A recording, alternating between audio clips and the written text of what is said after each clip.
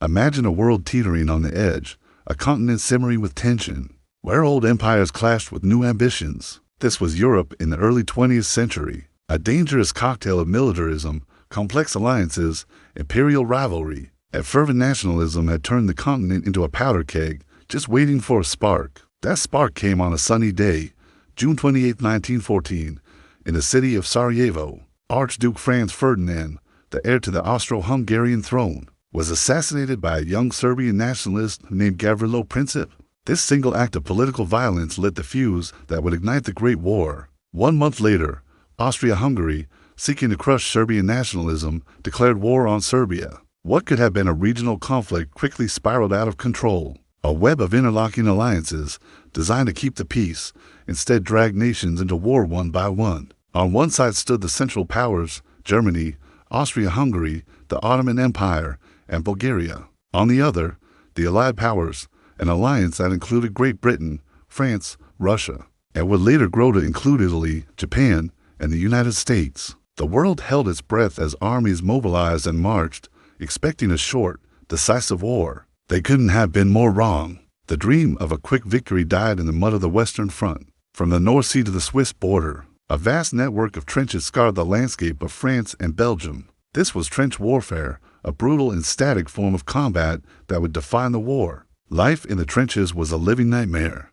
Soldiers endured constant shelling, freezing winters and sweltering summers. They lived alongside rats, lice, and the ever-present threat of disease like trench foot and dysentery. The air was thick with the stench of decay and chemicals. Between the opposing trenches lay a desolate, cratered wasteland known as No Man's Land. It was a terrifying expanse of barbed wire, mud, and the remains of fallen soldiers. To be ordered over the top meant climbing out of the relative safety of the trench and charging headlong into a hail of machine gun fire. The machine gun, a relatively new invention, could mow down hundreds of men in minutes, making frontal assaults almost suicidal. Survival in No Man's Land was measured in seconds. It was a place where bravery and death were inseparable companions. World War I was a conflict fought with 20th century technology, but often 19th century tactics. This deadly combination led to unprecedented levels of destruction. The war became an industrial-scale slaughterhouse. Giant artillery guns could fire massive shells over miles,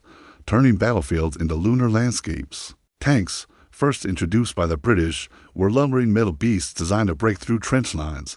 The early models were slow and unreliable. For the first time, aircraft took to the skies, initially for reconnaissance, but soon they were armed with machine guns and bombs, turning the air itself into a new battlefield. Perhaps the most terrifying new weapon was poison gas. Chlorine, phosgene, and mustard gas were deployed to choke, blind, and burn soldiers in their trenches. Gas attacks caused horrific injuries and spread panic through the ranks. Soldiers had to quickly don primitive gas masks, fumbling in the dark while silent. Deadly cloud drifted towards them. This chemical warfare added a new layer of psychological terror to the already grim reality of the front lines. The Great War was truly a new kind of hell, where technology had outpaced humanity. The scale of the battles was staggering. At the Battle of Verdun, which lasted for 10 months in 1916, French and German forces fought relentlessly for a series of forts. The battle became a symbol of French resolve, a meat grinder that consumed over 700,000 soldiers.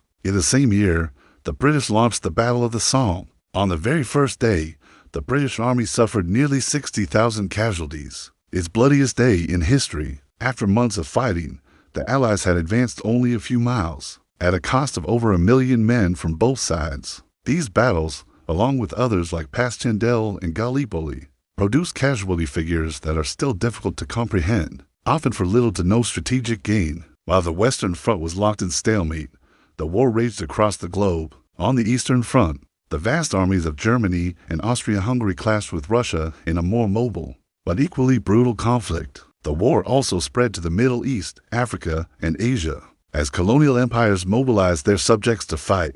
But it was the war at sea that would ultimately change the course of the conflict. The British Royal Navy imposed a blockade on Germany, slowly starving its economy and people. In response, Germany unleashed its U-boats, or submarines, to sink Allied merchant ships. This policy of unrestricted submarine warfare was a high-stakes gamble. By sinking any ship, including those from neutral countries, Germany hoped to cut off Britain's vital supply lines before the United States could intervene. In 1915, the sinking of the passenger liner Lusitania, which killed over 1,000 people including 128 Americans, outraged the U.S. For 2 years, America remained neutral, but Germany's continued attacks, combined with the discovery of the Zimmermann telegram, a secret proposal for a German-Mexican alliance, proved to be the final straw. In April 1917, the United States declared war on Germany. The entry of the United States was a decisive turning point. While the American Army took time to mobilize and train, the country's immense industrial power and fresh manpower tipped the scales decisively in favor of the Allies. By 1918, hundreds of thousands of American doughboys were arriving in France each month. Their arrival demoralized the exhausted Central Powers and bolstered the weary Allies. In the spring of 1918, Germany launched one final, massive offensive, hoping to win the war before the American presence became overwhelming. The offensive initially made stunning gains, but it ultimately failed. The Allies, reinforced and re-equipped, launched a counterattack known as the 100 Days Offensive, which systematically pushed the German army back. Faced with collapse on the battlefield and revolution at home, the German High Command knew the war was lost. One by one, the Central Powers fell.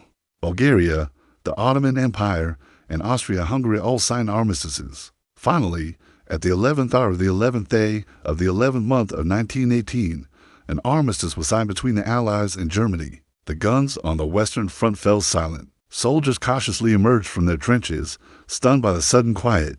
The Great War was over, but the world it left behind was shattered. The aftermath of the war was a landscape of devastation. Over 16 million people, both soldiers and civilians, had lost their lives. Another 20 million were wounded, many with life-altering injuries. Entire cities and villages in France and Belgium were reduced to rubble. The economic cost was astronomical, leaving nations bankrupt. For great empires, the German, Austro-Hungarian, Ottoman, and Russian had crumbled into dust, giving way to new nations and new political ideologies. The map of Europe and the Middle East was redrawn. In 1919, the victorious powers met in Paris to forge a peace treaty. The resulting Treaty of Versailles placed the full blame for the war on Germany, imposing crippling reparations, disarming its military, and stripping it of its colonies. While intended to prevent future German aggression, the harsh terms bred deep resentment and economic instability in Germany. Many historians argue that this victor's peace didn't solve the world's problems,